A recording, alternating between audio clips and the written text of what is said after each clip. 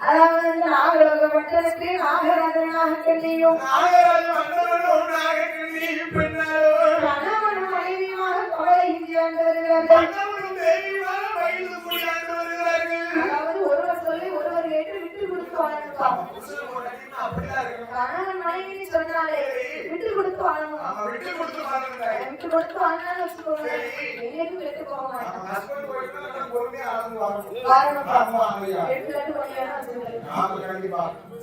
அப்போ அப்படி வாழ்ந்து வரக்கூடிய நாளையிலே சொத்து சுகம் எல்லாம் இருந்தோம்.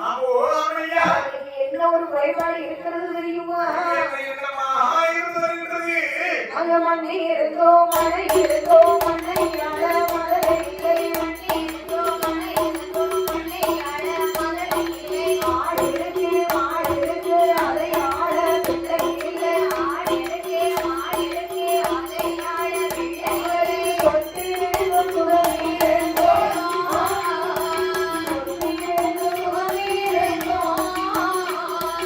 கொத்தையான பிள்ளை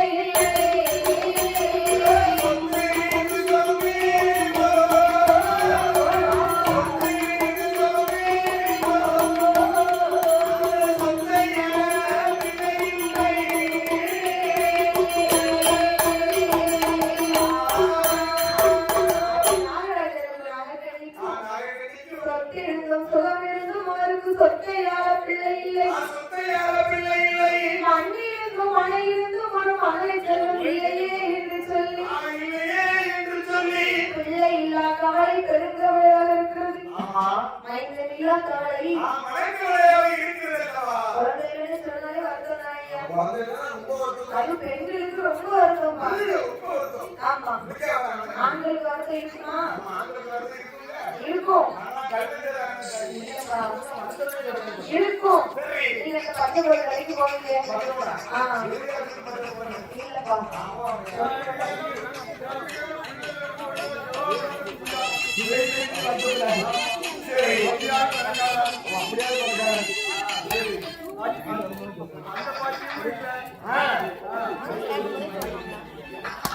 அப்பதான் பார்த்தார் பிள்ளை இல்லாத பிள்ளைகளை நாள் பெண்ணி வெண்மொழியானவள் நாகப்பட்ட நாகராக மன்னனை அழைத்து என்ன சொல்லுகிற பாருங்கள். அண்ணா காலையில ஒரு மரமா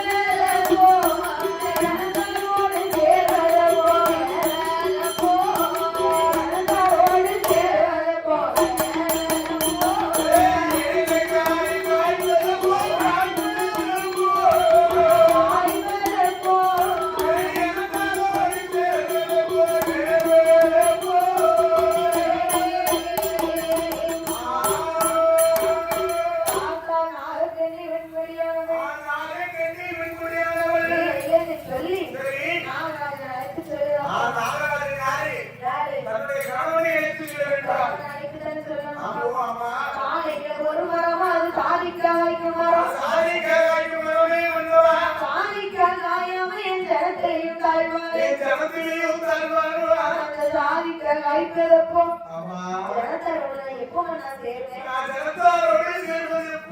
இல்லைன்னு சொன்னா என் ஜனத்தாரி நம்ம வைப்பாரா குழந்தையெல்லாம் மறுபடியும் சொல்லுவா கேட்டாலே பண்ணா அப்போ பிள்ளை இல்லாத குறைவே நாகக்கண்ணி பெண்மொழியானவள் வெள்ளரிக்காதோட்டத்தில் எனக்கு விளையாட பிள்ளை இல்லை அந்த பூசணிக்கா தோட்டத்துல ஒரு பூமரிக்கு பிள்ளை இல்லை அந்த கத்தரிக்காய் தோட்டத்துல ஒரு காய்கறிக்காக பிள்ளை நாகக்கண்ணி அழுது பழகும் போது நாங்கள் அதை அழைத்துக் கொண்டு எப்படி அழுதா தெரியுமா எங்க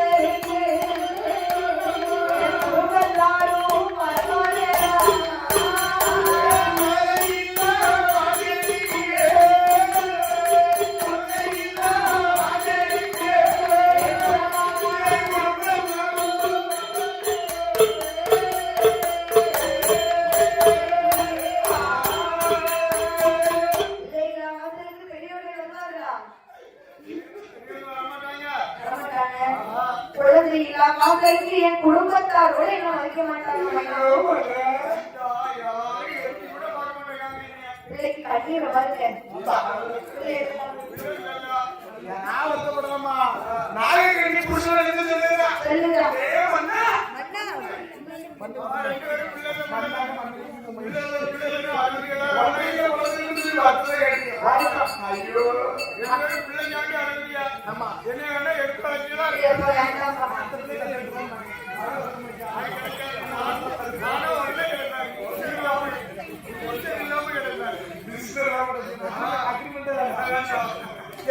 அப்பம் பார்த்தா நாகக்கண்ணி மலடி என்று எனக்கு அறிவிக்கிறார்கள். மாறு முன்னு தந்தாடி இறந்திட்டாலும் குற்றமில்லை. என்ன விளக்கலாமா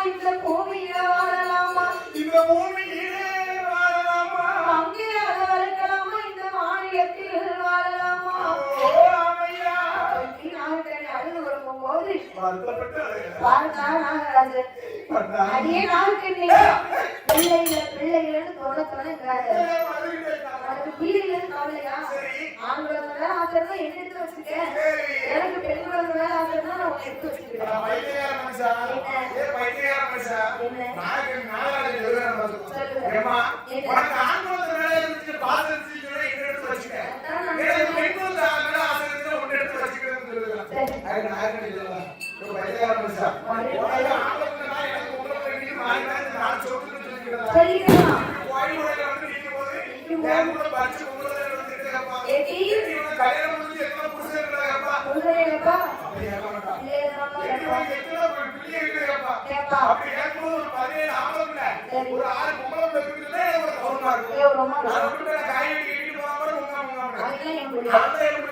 அப்படின்னு புரிதலை பார்த்து பிள்ளைன்னு சொல்ல முடியுமா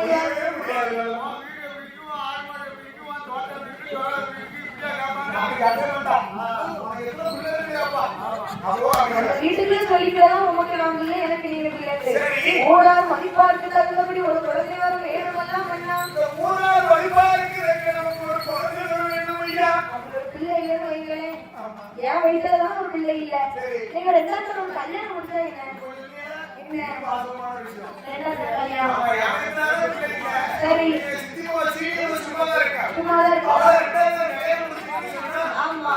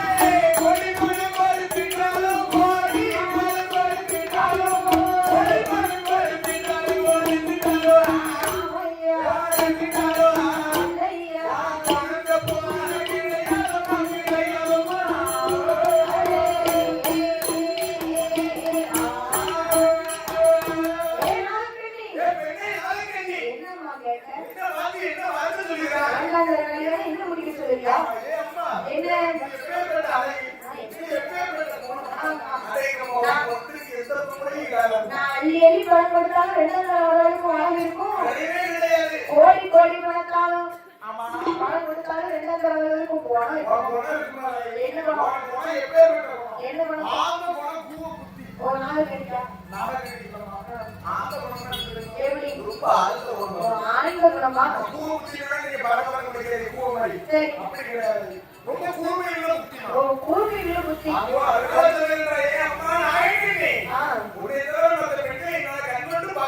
பொண்ணை பார்த்த கண்ணுக்கு வேற பொண்ணை பார்க்க பிடிக்கும் என்ன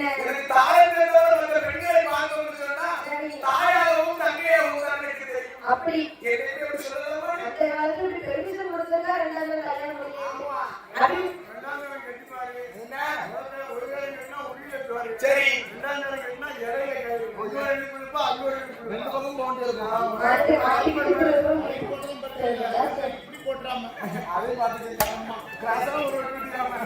சரி அந்த காலத்துல பெர்மிஷன் கொடுத்து அந்த மனுஷன் ரெண்டாவது கல்யாணம் வேண்டாம்னு சொல்லுவாங்க இப்போ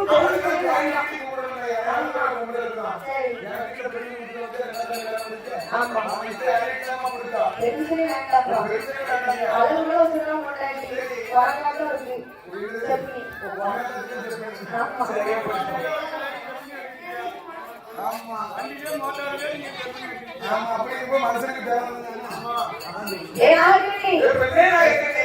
கல்யாணம் எல்லாம் வேண்டாம் நம்ம வீடுல என்ன இருக்கு ஏகபோகமான பணம் இருக்கு பணம் கொடுத்து ஒரு பிள்ளை வாங்கி வளர்த்தா என்ன நாகராஜ மன்னவன் கேட்கும் போது நாகக்கண்ணி பெண்மொழியா என்ன சொல்லுகிறார் தெரியுமா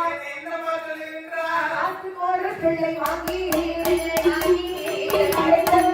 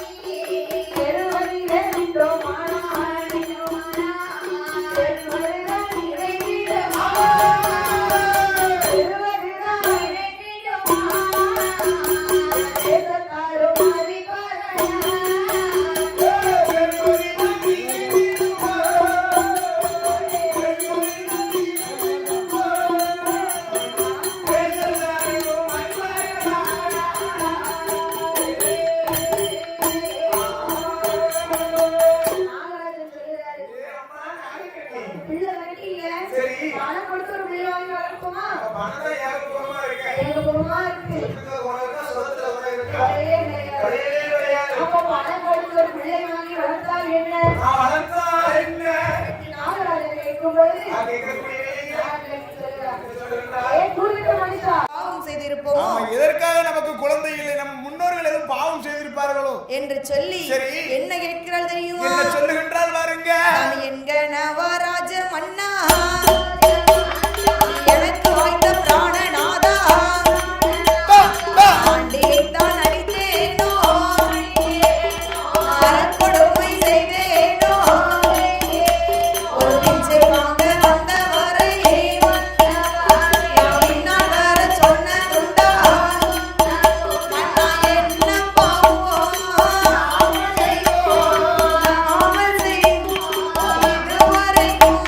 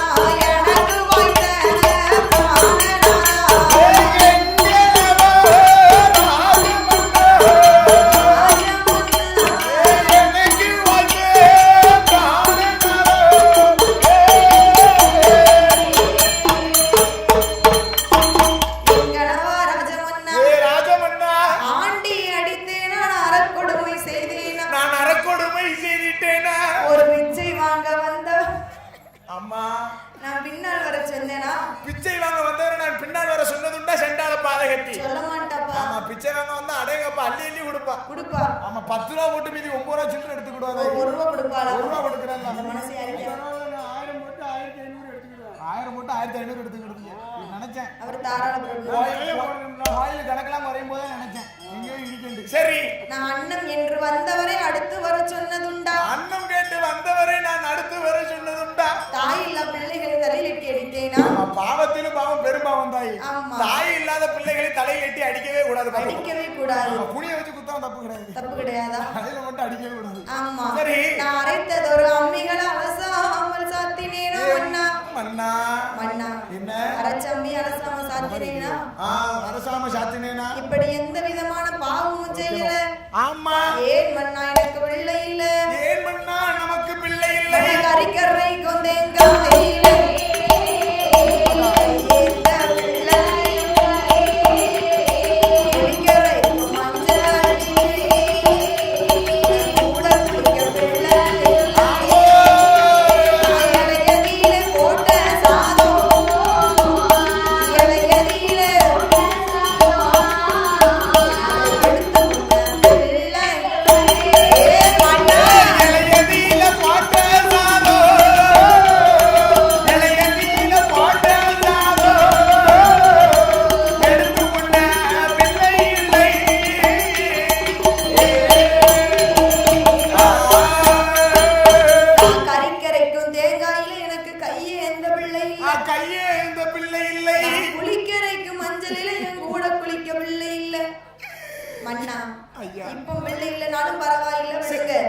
நமக்குன்னு ஒரு காலம் வரும். ஆமா நமக்குன்னு ஒரு காலம் வரும். அது என்ன காலம்? ஆமா ஆண்டு அனுபவிச்சுட்டு மையானகர போகும்ல. அங்க போகும்போது குளத்தான் கரையோரம் நமக்கு கொடை உடைக்க போராட்டம். நமக்கோ கொடை உடைக்க போராட்டம்.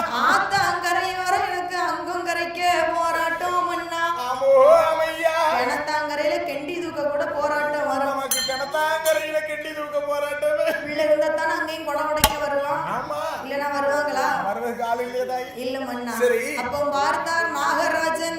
நாகராஜன் ஏனாகண்ணி எடி பிள்ளை இல்லன்னு அழாதவன். எந்த நேரமும் அழுதுகிட்டே இருக்காரு. யோசனை சொல்லட்டுமா? என்ன யோசனை? திக்கற்றவனுக்கு அந்த தெய்வம் தான் துணை. சரி. நாதியற்றவனுக்கு அப்பன் நாராயணனே துணை அல்லவா?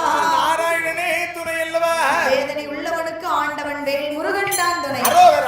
ஆண்டவனை நோக்கி ஒரே ஒரு தவம் இருந்து பார்ப்போம். ஆமா பிள்ளை இல்ல மாறி நம்ம வீட்டுக்குள்ள சொல்லிட்டு புலம்பிக்கிட்டு இருக்கதை விட சொல்லதை விட ஆண்டவன்ட்ட போய் சொல்லி பார்க்க பார்க்கலாம். சொல்லி பார்க்கலாம். ஆண்டவனோட அருள் இருந்தால் கண்டிப்பா நமக்கு ஆண் பிறக்கும் பெண் பிறக்கும் அல்லவா? ஈசனுடைய அருள் இருந்தால் எப்படியாவது குழந்தை பிறக்கும் என்று சொல்லி அந்த நாகராஜ மன்னவரும் நாகக்கன்னி பெண்குடியானவளும் நாகலோக பட்டணத்திலே வந்து ஒரே ஒரு குழந்தைக்காக தவம் இருக்க வேண்டும் என்று என்ன செய்கிறார் தெரியுமா? என்னமா செய்கின்றார்? சாந்து கொண்டு தரை மழுகி சாந்து கொண்டு தரை மழுகி தரை மழுகி தாரை மழுகி சந்தனத்தால் கோலமிட்டார் அங்கே சந்தனத்தால் கோலமிட்டார்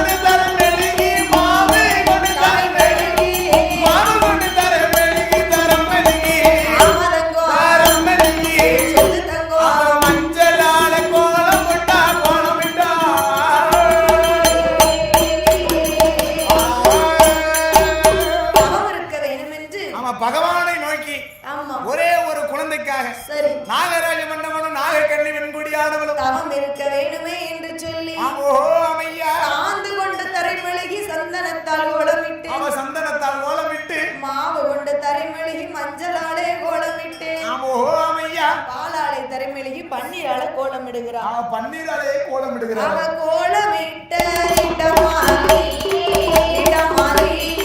பொறுத்து வாழை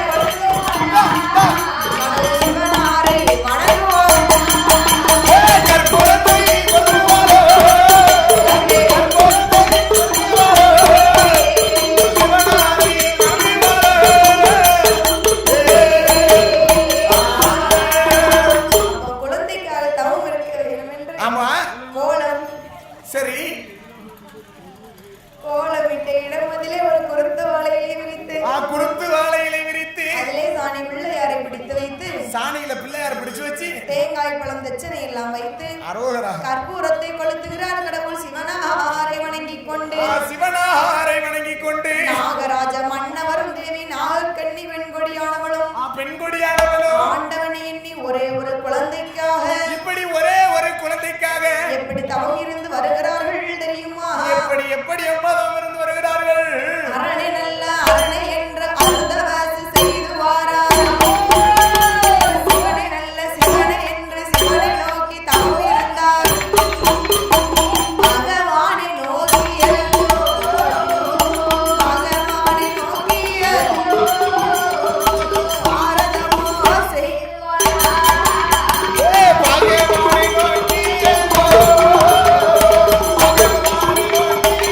Oh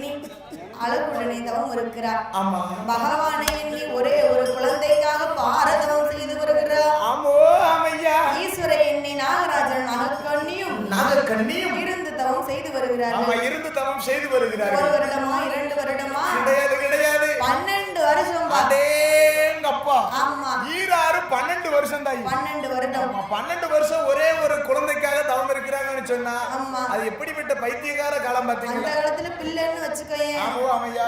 கோயிலா சென்று மஞ்சோறு சாப்பிடுவாங்க. ஓ கோயிலா சென்று மஞ்சோறு சாப்பிட்டுருக்கா. ஆமா அப்படியாவது ஒரு குழந்தை வரம் கிடைக்க முடியும். அந்த காலம் அப்படி இருப்பாங்க. ஆமா கோயிலா சென்று மஞ்சோறு சாப்பிட்டுருக்கா. ஆமா பிள்ளை கிடைக்க தண்ணி என் வாயில பச்சை தண்ணி கூட படாதுன்னு சொல்லி இருந்திருக்கிறா. அப்படின்னு இருக்கா. ஆமா ஆமையா. இப்ப நாம் இருவர் நமக்கே இன்னொருவர். அப்படி போட அருவாள நாம் இருவர் நமக்கேமா இன்னொருவர். இல்ல வேண்டாம் 3 தரம் உங்க பிடிச்சமா பிள்ளை பெத்தோம்னா அழகு போயிடும் அப்படிங்க. ஓ பிள்ளை பெத்த அழகு போயிடும். பிள்ளை பெத்த தாய்ப்பால் கொடுத்தோம்னு சொன்னா தன் அழகு போயிடும் என்று சொல்லி அப்படின்னு சொல்லி பிள்ளை வேண்டாங்க. டப்பா பால் கொடுக்காதாய். அப்படியே பவுடர் போட்டு கலக்கி கொடுக்க. அதுவும் கொஞ்சம் நஞ்சம் குடிக்கா முங்காம்னு ஒரு டப்பா அவ்வளவு பெரிய டப்பா இருக்கு பாத்துக்க. வெறும் 3 நாளைக்கு தான் இருக்கு. டப்பா ரேட் என்னது? 700 ரூபாய் தாய். அடேங்கப்பா 3 நாளைக்கு 700 ரூபாய் ஆச்சு. அப்பதான் பிள்ளை நல்லா அதுவும் குறைய குடிச்சதுன்னா சரி ஒரு சங்கில ஊத்தி கொடுத்துடலாம். அது குடிக்கி இவ்வளவு பெரிய பல்டப்பால குடிக்கு வாயில வச்சுட்டு எடுக்க மாட்டேங்கி. ஊசி குழந்தையா? ஆமா அந்த காலத்துல இதோட குழந்தை போதும் 18வது குழந்தையோட போதும் டாக்டர் அப்படின்னு சொல்லி ஊசி போட்டு நிப்பாட்டி இருக்கா. குழந்தை நிப்பாட்டுறதுக்கு ஆஸ்பத்திரி போயிருக்கா. இப்ப எனக்கு குழந்தை வர வேணும்னு சொல்லி ஆஸ்பத்திரி என்ன செய்ய? பிள்ளைக்கு இனிசியல் என்னது? ஊனாவா? சரியா போச்சு. ஊசி குழந்தைனா ஊனா. நம்ம வீட்டுல எப்படி வசதி? ஊனாதான். சரி இப்படி 1 வருடம் அல்ல 2 வருடம் அல்ல கிடையாது 12 வருடமாக பாரதம் செய்து வருகிறார்கள். நாகராஜன் நாகக்கண்ணின் நாகலோகப்பட்டணத்தில் தவம் இருக்க ஆதிவெள்ளி கைலாசத்தில் என்ன நடக்கிறது தெரியுமா? என்னமா நடக்கின்றது? பார்வதி அம்மா பகவானை அழைத்து கேட்கிறார். ஆண்டவனே பகவானே ஆதிசக்தி வார்த்தை கேளோ.